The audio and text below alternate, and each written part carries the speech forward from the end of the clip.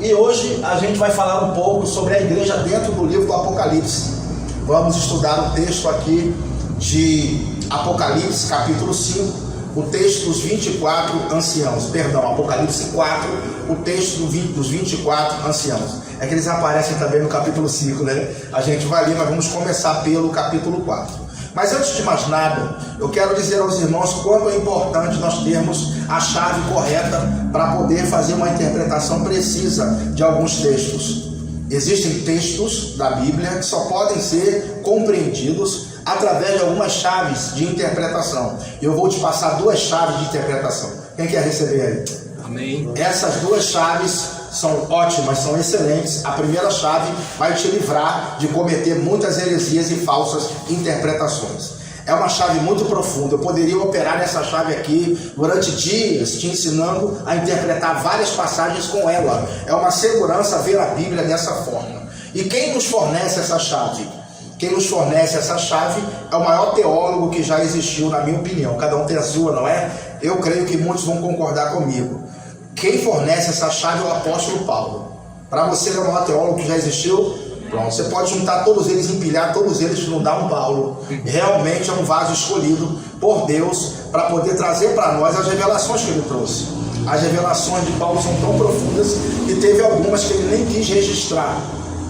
Ele disse assim: para que eu não me ensoberbecesse pela excelência das revelações que eu recebi, foi-me dado um espinho na carne, a fim de não me ensoberbecer. Outra hora a gente fala sobre o espinho na carne.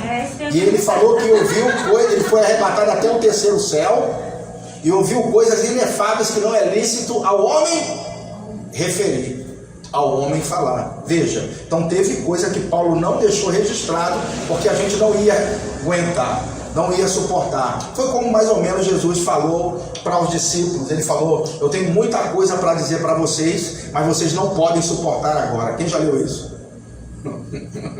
Teve coisa que ele não pôde dizer naquela estação, que revelou depois, porque ele ia perder a sua plateia com certeza. Se Jesus começasse a falar que toda a centralidade do templo iria terminar, os discípulos não iam mais ir ao templo como referência para adorar. O templo seria nós. Ele ia acabar com 1500 anos de tradição que estava fundamentada no templo, em sacrifício de animais, no ofício sacerdotal. Então teve coisa que ele não pôde dizer por causa da faixa etária dos discípulos, mas depois sim, através da revelação do Espírito Santo, eles puderam deixar por escrito para nós. Amém? Isso nos ensina algumas coisas. Nós que estamos um pouco mais maduros na fé, tem certas coisas que não podemos compartilhar com todo mundo. E a pessoa não está muito preparada para receber aquilo naquela faixa etária. É mais ou menos como se você fizesse um mocotó daqueles, com tudo dentro, e desse para uma criança de 1 ano. Ia fazer bem?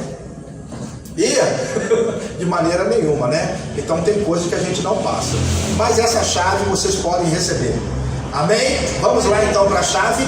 Então Paulo que nos dá essa chave, ela está lá em 1 Coríntios capítulo 10, versículo 32. Ela não está aqui por escrito, porque eu estava olhando esse slide hoje, estudando um pouco, e eu percebi que eu precisava dessas chaves antes de entrar no livro.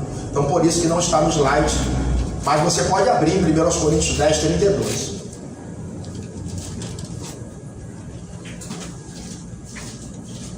Ele dá essa chave também em 1 Coríntios capítulo 1, versículos 22 e 24. São duas referências, 1 Coríntios 10, 32 e 1 Coríntios 1, do 22 ao 24. Eu vou ler só, vou citar aqui 1 Coríntios 10, 32, diz assim: e não vos torneis causa de tropeço, nem a judeus, nem a gentios, e nem tampouco a igreja de Deus. Então veja, ele diz: não vos tornei causa de tropeço, nem a gentios, nem a judeus, e nem tampouco a igreja de Deus.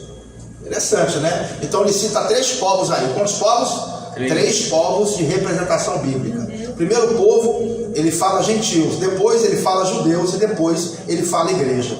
Em 1 Coríntios capítulo 1, versículos 22 e 24, ele fala: enquanto os judeus pedem sinais, e os gregos ou gentios buscam a sabedoria, nós pregamos a Cristo crucificado. Ele cita os gentios, ele cita os judeus, e depois ele cita nós que pregamos a Cristo crucificado. Quem prega a Cristo crucificado se não a igreja?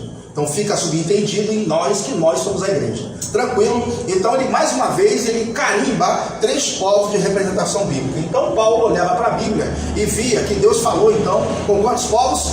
3, gentios, judeus e igreja. Vamos ver então os povos, entender um pouco. O primeiro povo que a gente vai estudar agora são os judeus. Então quem são os judeus? Os judeus são todos aqueles que são descendentes de Abraão, que são da linhagem de Abraão, descendentes de sangue. Ok? Esses são quem? Os judeus, os descendentes de Abraão, o povo judeu, o povo de Israel. Primeiro povo identificado, ok? E quem são os gentios? Gentio é todo que não é judeu. Fácil, né? O brasileiro é gentio, o inglês é gentio, o americano é gentio, o venezuelano, gentio. Então todo povo que não é judeu é o quê? Gentio. Fácil, né? E o terceiro povo é a igreja. E quem é a igreja? Igreja são todos aqueles que se convertem, dentre gentios e dentre os judeus. É judeu, aceitou a Cristo, se torna igreja, sem nunca deixar de ser judeu de sangue claro. Amém? E se for gentil, se converteu, aceitou a Cristo, passa a fazer parte então da igreja. Então são quantos povos de representação bíblica? 3. Vamos usar essa chave para interpretar alguns textos a partir de agora. Guarda essa aí. Tranquilo? Identificados os povos, primeira chave foi dada. A segunda chave que eu vou dar para vocês é para interpretar o livro do Apocalipse. O livro do Apocalipse, tem muita gente que pensa que ele não é cronológico, ou seja, que ele não segue uma sequência natural de eventos. Eu sei que o livro do Apocalipse tem parênteses longos, isso aí já é outra história. Só essa lata de minhoca aqui dá algumas horas explicando a vocês, tá certo? Mas vamos entender que o livro do Apocalipse ele segue uma sequência lógica de eventos e uma sequência cronológica. Tem muita gente que pensa assim, do capítulo 1 pula para o 15, do 15 vai para o 14, do 14 vai para o 12, e não segue uma sequência cronológica. Mas isso é um tremendo engano.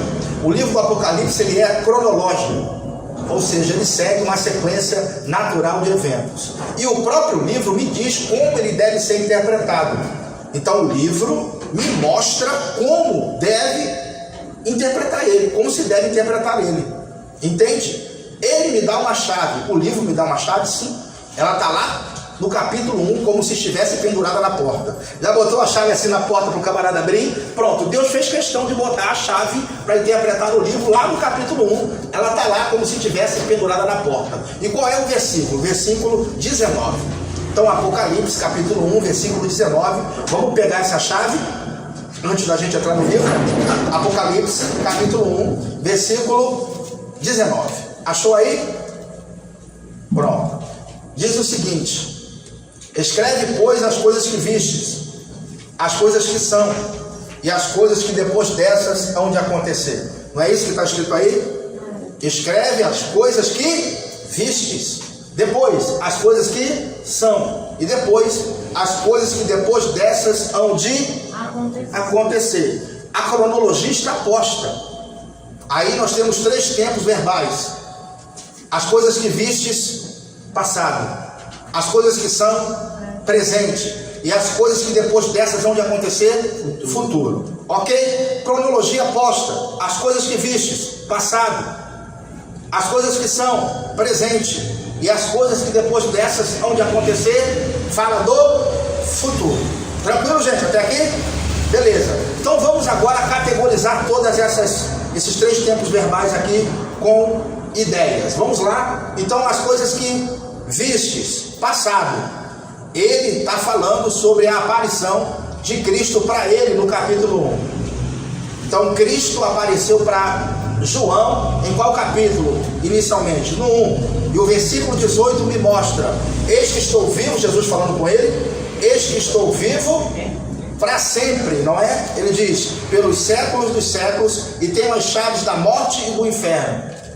Ele diz, eis que eu estou vivo, apareceu para ele, mostrando que aquela aparição se refere ao passado, aquilo que João havia visto, porque a revelação foi dada a João, mas ele não foi como Chico Xavier, recebeu a revelação e ficou assim, ó, transcrevendo. João recebeu a revelação, meditou sobre elas, e tempos depois, sobre a influência do Espírito Santo, ele foi escrevendo. Os irmãos estão entendendo isso? Então escreve, pois, as coisas que vistes. Fala do passado, no capítulo 1, da aparição de Cristo para ele. Eis que vivo e fui morto, estou vivo pelos séculos dos séculos, o versículo 18. Tranquilo? Então as coisas que vistes, passado. Qual capítulo? Olhe para cá, 1. Ok? As coisas que vistes, passado. Capítulo 1, a aparição do Cristo vivo para João, porque ele foi testemunha ocular da morte e ressurreição de Jesus. Tranquilidade? Pronto. E depois ele fala sobre as coisas que são. As coisas que são a qual tempo? Presente. As coisas que são. As coisas que são as cartas às 7 igrejas da Ásia. Porque o livro do Apocalipse, ele foi endereçado a 7 igrejas da Ásia. Filadélfia, vamos lá, primeira, Éfeso, Pérgamo, Sardes, Tiatira, depois Filadélfia e Laodiceia. Tem Esmirna. Tem a de Esmirna também, quase que eu esqueço. Então são 7 igrejas que João escreveu para cada uma dessas igrejas. Então essa carta, o livro do Apocalipse, na verdade, foi endereçado para as 7 igrejas da Ásia. E é o tempo presente, o tempo de hoje. Então, o livro que foi endereçado para as 7 igrejas da Ásia vale como instrução para a igreja hoje? Quem acha que vale? Vale ou não vale? Vale. A carta de Paulo aos Coríntios vale como instrução para a igreja hoje? Pronto. Da mesma forma, esse livro foi endereçado para as 7 igrejas da Ásia e serve como instrução para a igreja no presente e marca o tempo da igreja no presente, a igreja no presente século, porque a igreja ainda está aqui. Então, enquanto a igreja estiver aqui, não vai acontecer o futuro, que é do capítulo 4 em diante. As coisas que depois dessas hão de acontecer. Então, do capítulo 4 para frente, ainda não aconteceu nada. Interessante, né? A gente já aqui, nós começamos a entender o livro. Entendemos, então, que o capítulo 1 são as coisas que vistes, o passado. E os capítulos 2 e 3 é o tempo presente, o tempo da igreja na terra. Depois que o tempo da igreja terminar, no final do capítulo 3, no capítulo 4, nós já vamos ver que vai começar uma grande divisão do livro.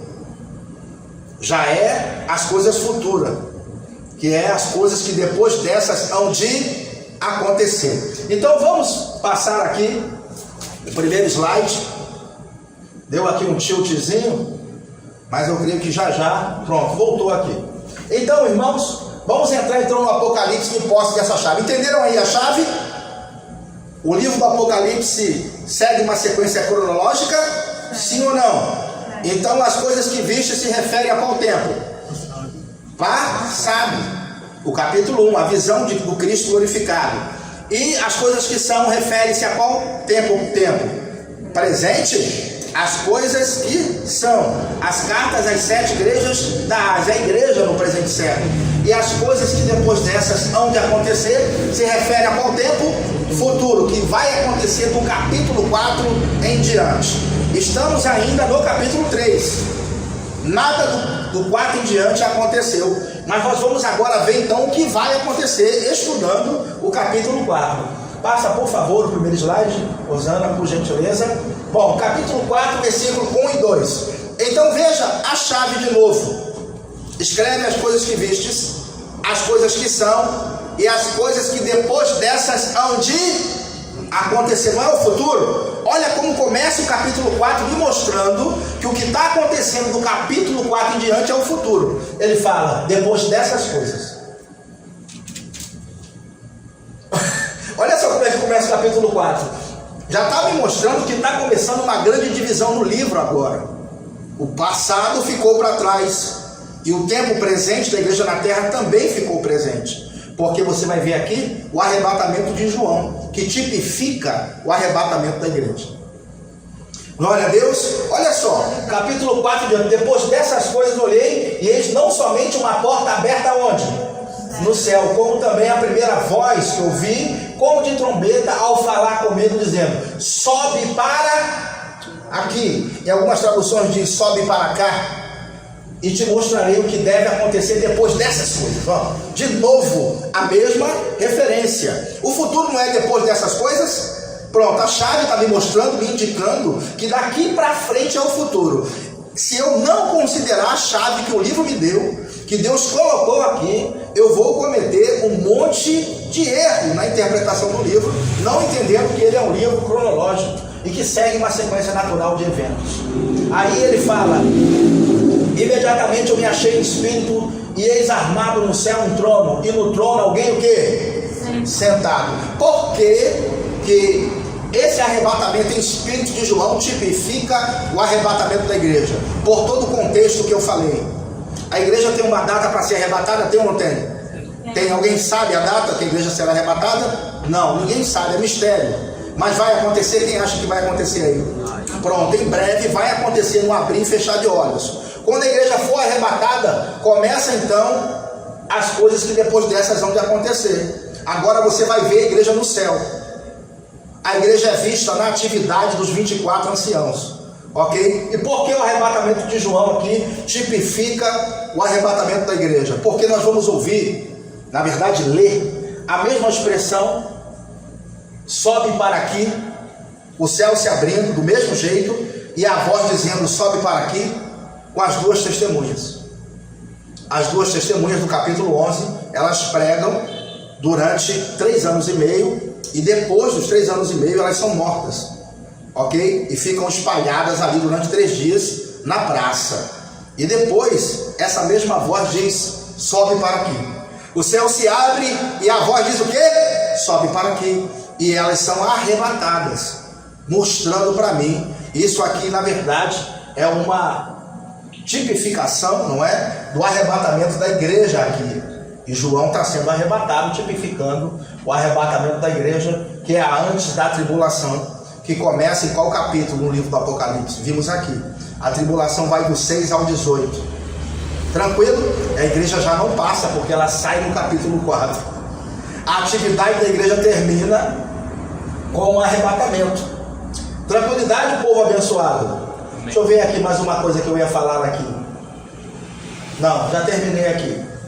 Pronto, olha só, ele vai dizer aqui: imediatamente eu me achei em espírito, e eis armado no céu um trono, e no trono alguém sentado. João estava vendo as coisas da perspectiva da terra. Agora ele vai começar a ver as coisas da perspectiva do céu. Interessante, a visão de João não é mais uma visão desse plano terreno, mas ele vai ter uma visão celestial. Ele vai adentrar agora no santuário de Deus. E isso vai ficar bem claro pelo contexto quando a gente começar a ler. A gente vai falar sobre os 24 anciãos. Eu já ouvi pessoas dizendo que são 24 representantes do Antigo Testamento. Eu já também ouvi alguém dizer que esses 24 anciãos são 24 alienígenas. Por incrível que pareça, tinha um cara no Facebook arranjando confusão com todo mundo, Augusto, dizendo que eram alienígenas. Pronto, a gente tem que interpretar a Bíblia com muita responsabilidade. Uma dica no livro do Apocalipse que eu vou dar é: se você tiver paciência, a interpretação está no próprio livro. Tranquilo? Se tiver paciência, a interpretação está no próprio livro. Se você não achar no livro, você vai achar a interpretação na Bíblia. Eu sou completamente contra alguém correr direto para a história, interpretar o livro com base na história, em primeiro lugar. Eu sou completamente contra essa ideia, porque a Bíblia interpreta ela mesma. E o livro do Apocalipse bebe na fonte da própria Bíblia. Guarda o que eu estou te falando. O livro do Apocalipse, ele bebe na fonte da própria Bíblia. Não tem por que a gente ir para a história em primeiro lugar. Não estou aqui dizendo que é errado ir para a história. Não, você vai para a história depois que você esgotou toda a sua busca dentro das Escrituras. Amém? Então eu tenho uma frase que você quiser escrever ela aí, você pode escrever, vai te ajudar, viu?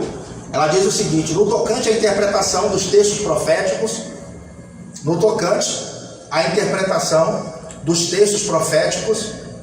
as outras fontes podem até falar, desde que a Bíblia fale primeiro. No tocante à interpretação dos textos proféticos, as outras fontes podem até falar, desde que a Bíblia fale primeiro. Então, primeiro a Bíblia, depois as outras fontes. Dito isso, então, vamos então um pouco mais adiante. Pode passar o próximo slide, Rosana, por gentileza. Eu vou fazer uma afirmação aqui. A igreja é vista na atividade dos 24 anciãos. Eu tenho uma opinião de que os 24 anciãos, eles são representantes da igreja. Só. Eles estão glorificados. É massa, não? Eles já foram julgados. E a gente vai ver tudo isso aqui. Porque o tribunal de Cristo, o julgamento da igreja, acontece no céu, após o arrebatamento. Quem já ouviu falar nisso aí? Tem um vídeo no meu canal aí, o Tribunal de Cristo. Assista e seja abençoado. Pronto. O Tribunal de Cristo, ele acontece logo após o arrebatamento. Nesses 7 anos, nós estamos com o Senhor, nas núpcias, é onde a gente vai passar pelo julgamento. E nesse julgamento, a nossa salvação não está em jogo. Porque se a gente está no Tribunal de Cristo, a gente está salvo, né? Lógico que estamos, né? Se nós estamos no Tribunal de Cristo, não ficamos para a tribulação, estamos salvos. Como que a gente pode estar condenado? Eu não estou nem abrindo os versículos para comprovar, não. Tem um monte, tá certo? Mas saiba que esses 24 anciãos, então, eles são representantes da igreja. Vamos provar então isso? Vamos. Primeira dica que eu vou te dar para interpretar símbolos e figuras do livro do Apocalipse. Tudo é importante. A forma como aquele símbolo se apresenta, a cor da roupa, se está usando alguma coroa, tudo é muito importante. Você não deve desperdiçar nenhum detalhe. Tranquilo? Então vamos ver aqui como eles estão vestidos? Vamos lá. Ao redor do trono há também 24 tronos. E assentados neles 24 anciãos, vestidos de branco, em cujas cabeças estão coroas de ouro. Observe logo como eles estão vestidos. Eles estão vestidos de branco. Quem tem promessa de receber vestidura branca aí? Aleluia. Glória a Deus. Passa o próximo slide, por favor. Pode passar o próximo. Mas também tens em Sardes algumas poucas pessoas que não contaminaram as suas vestes, e comigo andarão de branco, porquanto são dignas disso. Para qual igreja que ele escreveu? Sardes.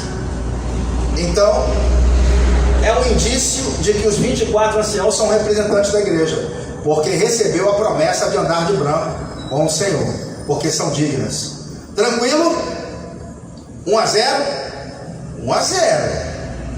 Vamos continuar? Permanece no texto.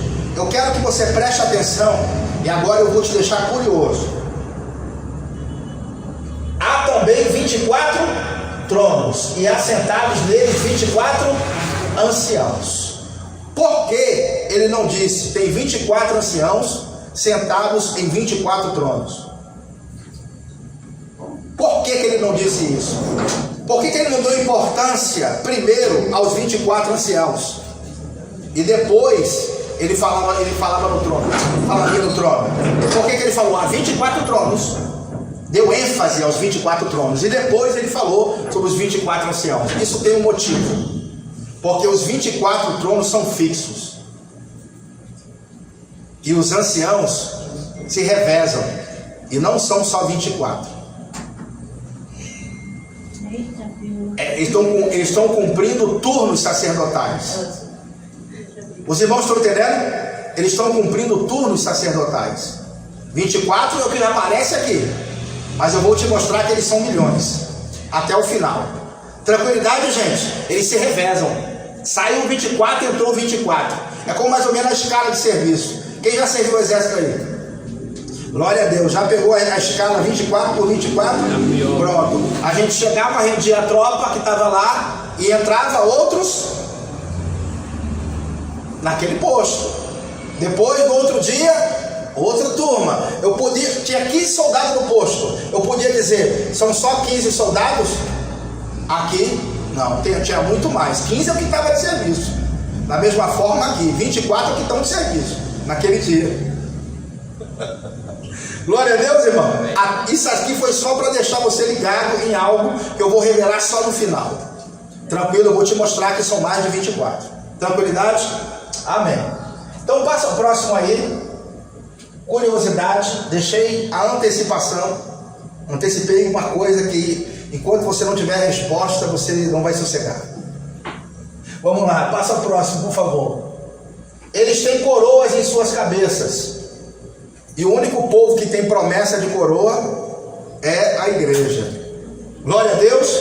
A palavra grega para coroas, pode passar o próximo, é a palavra Stéphanos. Significa coroa de vencedor. É diferente de coroa de monarca, que é a diadema. É diferente, porque a coroa de monarca é passada de pai para filho, não por merecimento. Stéphanos, nesse caso, é uma coroa que foi adquirida por merecimento, por alguém que fez por onde receber. E aqui tem todo o contexto está envolvido em obras, porque aquela pessoa que se manteve santa e pura e buscou a Deus de todo o coração e foi fiel a Ele, essas pessoas estão recebendo as suas coroas por merecimento. Stéphanos é coroa de merecimento. E qual é o único povo que tem promessa de coroa? Qual que é? A igreja. Vamos para os versículos. 1 de Pedro 5,4. E quando apareceu o sumo o quê? Pastor, alcançareis a incorruptível coroa da glória. Amém? Então está mostrando que a igreja tem promessa de coroa. Lembra os 3 povos de representação bíblica? Que povo é aqui que tem promessa de coroa? Aí, a igreja. É o gentio que tem? São os judeus que tem, nesse caso? É a igreja, tá vendo? Passa ao próximo. A chave funcionando aí. Passa ao próximo. Bem-aventurado o homem que sofre a tentação ou a provação, porque quando for provado, receberá a coroa da vida, a qual o Senhor tem prometido aos que o amam. Quem tem promessa de coroa? A igreja. Passa ao próximo. Pode passar o próximo, então. Parece que houve um julgamento recente. Como eu falei, o tribunal de Cristo ocorre logo após o arrebatamento. Por que parece que teve um julgamento recente? Terminou o julgamento e eles estão felizes. Eles vão pegar as coroas e jogar aos pés daquele que está sentado no trono, em reconhecimento à obra feita por aquele que está sentado no trono. Olha só, pode passar o próximo. Diz assim: os 24 anciãos prostravam-se diante do que estava sentado sobre o trono e adoravam o que vive para todo o sempre, e lançavam as suas coroas diante do trono, dizendo: digno és, Senhor, de receber a glória e honra e poder, porque tu criaste todas as coisas e por tua vontade são e foram criadas. Então, aqui terminou o tribunal de Cristo. E esses homens que estão vestidos de branco, eles agora estão lançando as suas coroas em reconhecimento àquele que estava sentado no trono. Glória a Deus, irmãos. Mostrando que o arrebatamento da igreja acontece, o julgamento acontece logo em seguida. Está comprovando isso aqui. Tranquilidade? Passa ao próximo, por favor. Por que anciãos? Boa pergunta, né? Por que não são 24 jovens? São 24 anciãos. Porque a expressão anciãos na Bíblia representa a sabedoria. E quando Moisés ele foi libertar o povo, ele teve que conversar primeiro com os anciãos. Quando Paulo fundava uma igreja, ele colocava um ancião para tomar conta, que ele chamava de presbítero. Presbítero e ancião é a mesma coisa. Ok? Ele ia estabelecer aquele homem mais maduro à frente da congregação, porque era mais sábio pela idade, para que ele pudesse tomar conta daquela igreja. Então Paulo ia para outro lugar. Então o ancião representa o quê? Maturidade ou sabedoria. Pode passar o próximo. Amém. Por que 24? Da onde saiu esse número? Por que 24? Quantos já leram o 1 Crônicas 24? Já leram aí? São os turnos sacerdotais estabelecidos por Davi. Passa o próximo aí. Olha só. Quando você vai em 1 Crônicas 24, você vai ver os turnos sacerdotais que foram estabelecidos por Davi. E tinham quantos sacerdotes servindo ali? 24. E esses sacerdotes, que eram levitas, apenas os da tribo de Levi, poderiam servir no tabernáculo. Esses 24 sacerdotes estavam a cargo e obedecendo às ordens de um superintendente, que era chamado sumo sacerdote. Esse sumo sacerdote aqui era o responsável pelo serviço no santuário, e era ele que dava todas as ordens ali dentro. Amém? Era o líder supremo e chefe máximo. Lembra que esses 24 levitas aqui, quando eles saíam, entrava outro turno. É o que eu estou te mostrando já na terra como as coisas eram. Agora você vai entender o próximo versículo. Passa ao próximo, por favor. O verdadeiro tabernáculo está na terra ou está no céu? Está onde? No céu. Porque quando Deus apareceu para Moisés e falou para ele assim: Moisés, faz conforme o modelo que no monte se te mostrou. Ele deveria fazer um tabernáculo parecido com aquele que ele viu no céu. Então Moisés teve a chance de ver como o tabernáculo era no seu lugar original, e só fez um modelo parecido na terra. Mas o verdadeiro tabernáculo é onde? No céu. O autor aos Hebreus vai dizer então que Cristo é o nosso sumo sacerdote da nossa confissão, porque o sumo sacerdote oferecia o sacrifício no átrio, depois atravessava o lugar santo, depois ia para o santo lugar, chamado também Santo dos Santos, e lá no Santo dos Santos, ele então aspergia o sangue, que ele molou o animal lá fora no átrio, aonde? Na tampa do propiciatório, e ali ele oferecia então aquela oferta de sangue a Deus. Então Cristo, segundo o autor dos Hebreus, ele entrou de uma vez por todas, não no tabernáculo terreno feito por mãos humanas, mas ele entrou no tabernáculo verdadeiro aonde? No céu, e efetuou a eterna redenção. É massa, irmão. Glória a Deus. Veja então que nós estamos falando aqui de coisas espirituais. E o que estamos assistindo então agora são os 24 anciãos aonde? No tabernáculo verdadeiro, servindo ao sumo sacerdote, que é quem? Que é Cristo. Vamos para os versículos. Hebreus 8, do 1 ao 2. Ora, a suma do que temos dito é que temos um sumo sacerdote tal, que está assentado aonde? Nos céus. Quem é esse sumo sacerdote aqui? Cristo. Aí ele diz: à destra do trono da majestade, ministro do santuário e do verdadeiro tabernáculo, o qual o Senhor fundou e não o homem. Então tem um tabernáculo no céu. Pronto. O que nós estamos vendo então são 24 anciãos, são 24 representantes da igreja que estão servindo no tabernáculo verdadeiro após o arrebatamento. Porque João está vendo o futuro, lembra? As coisas que depois dessas vão de acontecer. Glória a Deus, ele está vendo o futuro do 4 em diante. Veja como a interpretação se alinha perfeitamente. A igreja não está lá ainda, então os 24 anciãos não estão lá. Isso aqui foi uma antecipação do futuro, porque assim são as profecias, elas antecipam o futuro, e o camarada vê como se estivesse acontecendo. Amém? E foi assim que ele registrou. Passa ao próximo. Mais uma vez, versículo 5: os quais servem de exemplo e sombra das coisas o que? Celestiais, ou seja, o tabernáculo verdadeiro com 24 sacerdotes e com o sumo sacerdote é apenas a sombra das coisas celestiais. Ele diz: como Moisés divinamente foi avisado, estando já para acabar o tabernáculo, porque foi dito: olha, fazem tudo conforme o modelo que no monte se te mostrou. E que modelo era esse? O verdadeiro que tinha no céu. Amém? O que nós estamos assistindo então são os 24 anciãos no tabernáculo verdadeiro, representantes da igreja. Passa ao próximo. Agora eu quero te mostrar, e eles são sacerdotes. Eu pergunto para os irmãos aqui: o sacerdócio levítico acabou? Silêncio é bom, viu? O sacerdócio levítico acabou? Sim, porque fazia parte da lei. Mas o sacerdócio continua, porque agora não é só uma tribo que serve a Deus. Todos nós servimos a Deus, porque nós somos a nação santa, o sacerdócio real e o povo adquirido. Então, 1 de Pedro 2,9, se eu não me engano, é que fala isso, não é? Nós somos a nação santa, o sacerdócio real e o povo adquirido. Então nós somos sacerdotes. E esses 24 anciãos estão cumprindo funções sacerdotais. Quer que eu te mostre? Olha só.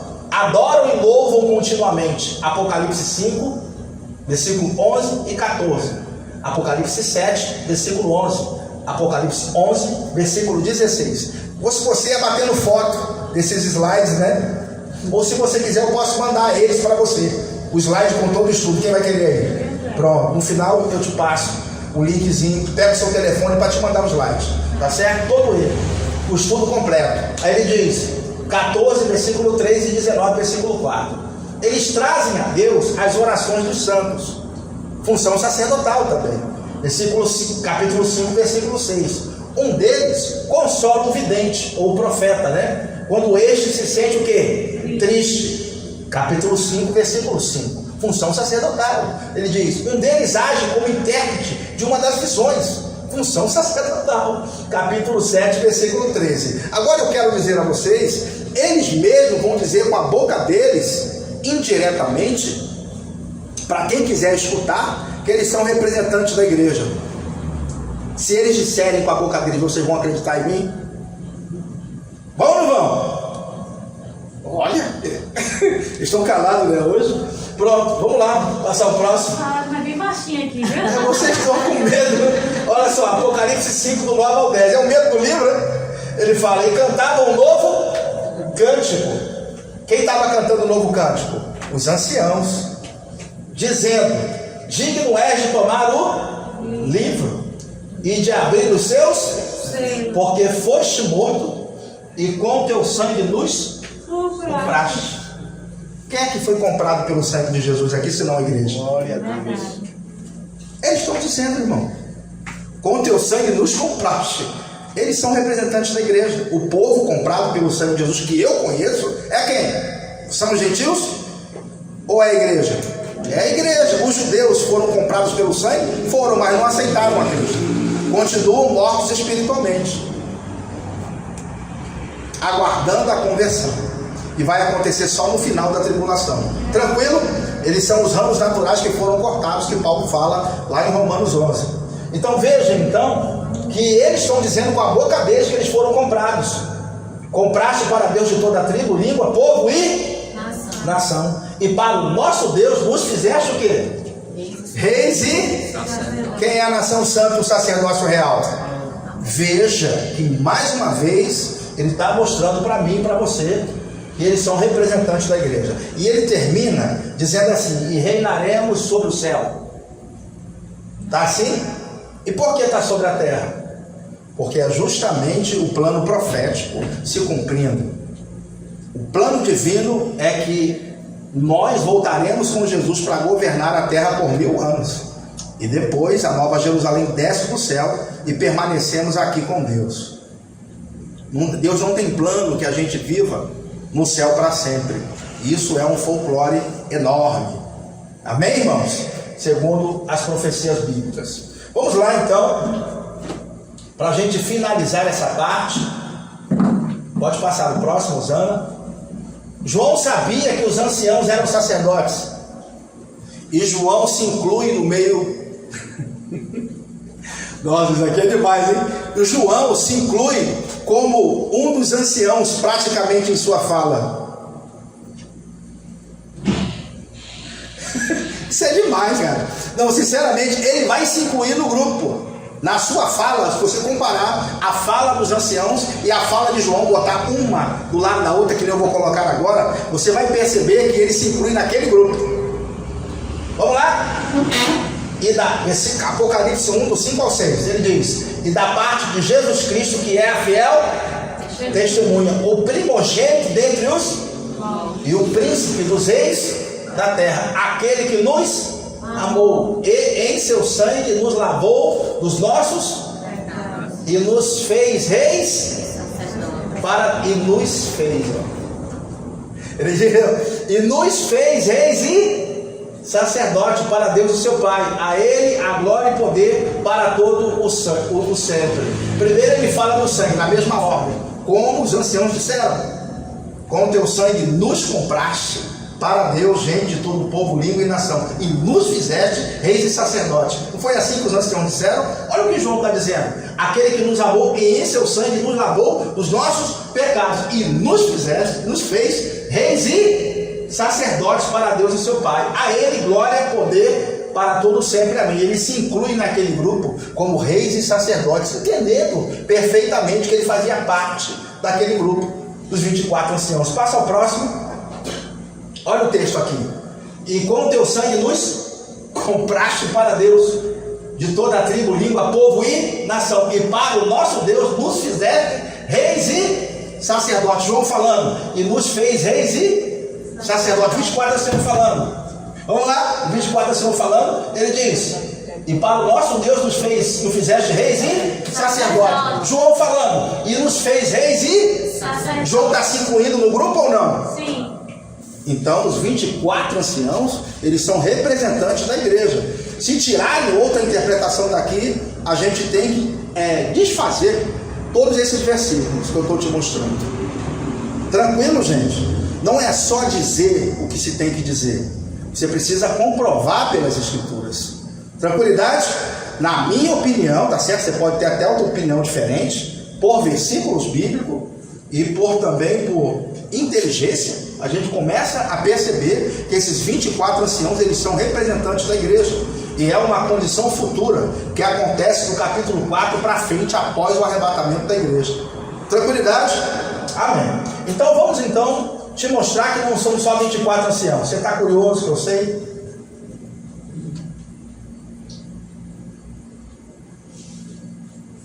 Pode passar, Osana.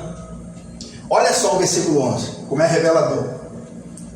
E olhei e ouvi a voz de muitos. Os anjos eram quantos?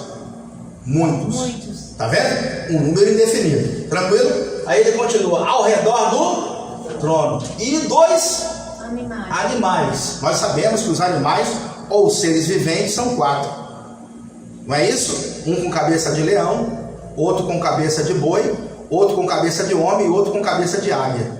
Não é isso? São 4 animais. Então, os anjos são muitos, ok? E os animais são 4. Nós já sabemos o número. E era o número, e dos anciãos. Aí ele fala, e dos anciãos.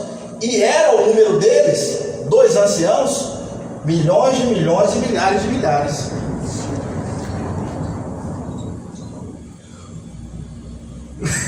Tá certo? Ele diz: olhei e ouvi a voz de muitos anjos ao redor do trono. Pode passar o próximo. Os anjos eram muitos. Depois, e dos animais? Pode passar o próximo. Que eram 4. E depois ele fala, e 2 anciãos. E era o número deles, os anciãos, milhões de milhões e milhares de milhares. Porque não são, assim como não tinha só 24 sacerdotes cumprindo o seu turno sacerdotal ali em Israel, mas eram mais de 24 que se revezaram. Saía aqueles 24 sacerdotes, entravam outros 24. Da mesma forma aqui, são 24 anciãos no turno, mas são muito mais do que isso, porque os representantes da igreja são milhões e milhões e milhares de milhares. Tranquilidade, gente? Isso cabe certinho em toda a interpretação do livro, porque a igreja é arrebatada antes da tribulação começar. Você não vai ver, é interessante, né? Você notar que no capítulo 1, 2 e 3 tem 19 citações da igreja. Quantas? 19 citações da igreja. Interessante, né? Que do 6 ao 18 não há citação da igreja nenhuma, que é o período da tribulação. Amém? Glória a Deus. Quer fazer pergunta? Apocalipse 19 e 10. Aí aparece a igreja depois da tribulação. É João falando. Tudo é Apocalipse é João, né? O 19 já é a segunda vinda. A igreja aparece só no 19. Do 6 ao 18, que é a tribulação, não. Porque o 19 a igreja está se preparando para voltar com Jesus, que nem a gente estudou aqui. Agora a palavra igreja mesmo só aparece no 22:17, no estado eterno. mas citação da igreja nenhuma, do 6 ao 18, que é o período da tribulação. Deixa eu dividir o livro aqui para vocês. Então, capítulo 1, introdução do livro. Capítulo 1 é o quê? Introdução do livro. Capítulos 2 e 3, cartas às 7 igrejas da Ásia. Tranquilo? Capítulos 4 e 5 mostra a igreja no céu após o arrebatamento. O que nós estamos vendo aqui é a igreja no céu. Ela é vista na atividade dos 24 anciãos. Ficou comprovado ou não? Ficou comprovado. Então a gente se encaixa nessa parte dos anciões. Somos 24 anciãos, estamos em atividade. Aí no caso a gente vai ficar lá ao redor do trono. Sim, e fazendo outras coisas também. Os 24 é que estão ali. Apareceram 24. Então, quer dizer que Mas são mais de 24.